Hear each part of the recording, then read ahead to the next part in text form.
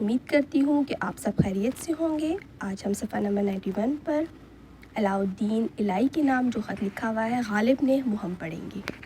First paragraph میں وہ بتا رہے ہیں، جانے غالب تم تو ثمر نورس ہو، مطلب تازہ پھل، اس نہال کے مطلب وہ پودے کو کہہ رہا ہے جس نے میری آنکھوں کے سامنے نشو نما پائی، مطلب وہ میرے سامنے بڑا ہوا، اور میں ہوا خواہ و سایہ نشیں، تازہ ہوا کھانا، اس نہال کار کا ہوں، مطلب پودا، کیوں کر تم مجھ کو عزیز نہ ہوگے، مطلب کیوں نہ تم مجھے عزیز ہوگے۔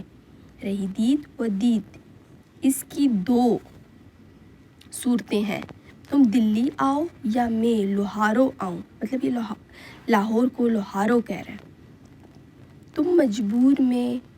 تم مجبور میں معذور، خود کہتا ہوں کہ میرا عذر زنہار مسموع نہ ہو، بہانہ زنہار بالکل مسموع نہ ہو سننے کے قابل، جب تک سمجھ لوں کہ میں کون سا ہوں اور میں کون ہوں، جب تک نہ سمجھ لوں کہ میں کون ہوں اور ماجرا کیا ہے۔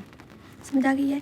اب نیکسٹ میں وہ کہہ رہا ہے سنو دو عالم ہے، سیکنڈ پیراگراف میں وہ کہہ رہا ہے سنو دو عالم ہے، اس کی یہاں سے لے کر اور اینڈ تک آپ نے خود ریڈنگ کرنی ہے۔ اس کا میں آپ کو خلاصہ سمجھا دیتی ہوں کہ غالب اپنے خط میں علاؤالدین الہی کو لکھتے ہیں کہ دنیا کیا ہے، دنیا دو ہے، عالم ارواح اور دوسرا عالم آب گل، مطلب پانی اور مٹی سے بنی ہوئی ہے جس میں ہم رہ رہے ہیں، اور دوسری روحوں کی ایسی دنیا آخرت، دونوں جہانوں کا بادشاہ۔ وہ کہہ رہا ہے کہ یہ دو دنیا ہے، دو عالم، دونوں عالموں کا وہ ایک ہے، مطلب دونوں عالموں کا بادشاہ ایک ہی ہے۔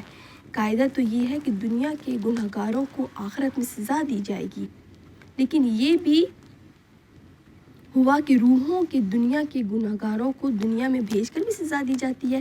چنانچہ رجب 12 ہجری کو سزا کے واسطے دنیا میں بھیجا گیا، ٹھیک ہے، اور 12/25 کو عمر قید سنایا گیا، یعنی میری شادی ہوئی۔ عمر قید مطلب شادی کے بعد تو وہ عمر قید ہی ہے نا۔ کچھ عرصے بعد میں اس جیل یعنی دلی سے بھاگا، لیکن کچھ وقت باہر گزارا کہ پھر واپس گرفتار ہوا۔ پاؤں کی ایک بیڑی، مطلب وہ ایک بیڑی یہاں پر کس کو کہہ رہا ہے، بیوی کو، ساتھ دو اور بیڑیاں، مطلب ایک بیڑی جو ہے وہ پاؤں میں بیڑی دیکھے فگار، ہتھکڑیوں سے زخم دار، وہ ایک بیڑی جو ہے وہ بیوی کو کہہ رہا ہے، اور دوسری بیڑی جو ہے وہ دو بیڑیاں بیٹی کو کہہ رہا ہے۔ ان ہتھکڑیوں اور بیڑیوں سے میرے ہاتھ پیر زخمی ہو گئے، 1 سال بیڑی کو قید خانہ دلی میں چھوڑ کر بھاگا۔ سمجھ آ گئی ہے۔ دلی سے بھاگ کر پہلے میرٹھ گئے تھے وہ، پھر مراد آباد پہنچا، اور مراد آباد کے بعد رامپور چلا گیا۔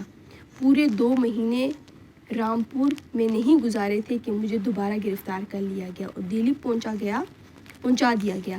اب میں نے قید کو بخوشی قبول کر لیا تھا، وہ کہتا اب میں نے قید خانے میں رہا اور بخوشی قبول کر لیا، دل میں فیصلہ بھی کر لیا تھا کہ اب جیل دلی سے کبھی نہیں بھاگوں گا، لیکن بھاگا گیا تو بھاگنے کے لیے طاقت اور قوت کی ضرورت ہوتی ہے، تب وہ اتنا عرصہ رہے گا تو ظاہری بات ہے اس میں وہ اتنا وہ ہو گیا تھا۔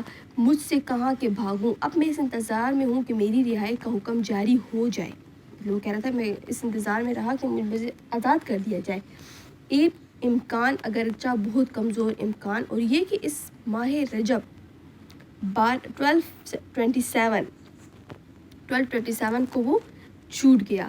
قسمت میں جو ہوگا، بہر ایک تقدیر رہائی کی تو آدمی سوائے اپنے گھر کے اور کہیں نہیں جاتا، مطلب کہتا ہے جب قسمت میں ہوگا تو رہائی کے بعد اپنے گھر تو کوئی نہیں جاتا، کہ بعد نجات سیدھا عالم ارواح کو چلا جاؤں گا، مطلب وہ کہہ رہا ہے کہ رہائی کے بعد قیدی سیدھا اپنے گھر جاتا ہے، میں بھی قید دنیا سے آزادی کے بعد اپنے گھر یعنی روحوں کی دنیا کو چلا جاؤں گا۔